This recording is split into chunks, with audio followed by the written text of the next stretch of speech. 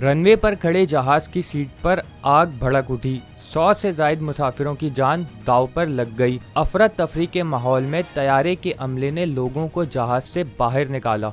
अमरीकी रियासत कोलोराडो में खतरनाक हादसा पेश आया। डिनोर शहर से निकलने की तैयारी करने वाली साउथ वेस्ट एयरलाइन की परवाज में अचानक आग भड़क उठी, जिसके बाद मुसाफिरों को तैयारे से बाहर निकाला गया। अमरीकी मीडिया के मुताबिक आग एक मुसाफिर के मोबाइल फोन की बैटरी में लगी, जिसके बाद उस मुसाफिर की सीट को भी आग ने अपनी लपेट में ले लिया। हादसे के वक्त जहाज में 108 मुसाफिर सवार थे। तैयारे के पिछले हिस्से में मौजूद मुसाफिर इमरजेंसी स्लाइड्स का इस्तेमाल करते हुए जहाज से निकले, जबकि आगे बैठे मुसाफिर जेट ब्रिज के जरिए सामने वाले दरवाजे से बाहर निकले। हादसे के 3 घंटे बाद मुसाफिरों को अपनी मंजिल की जानिब रवाना किया गया।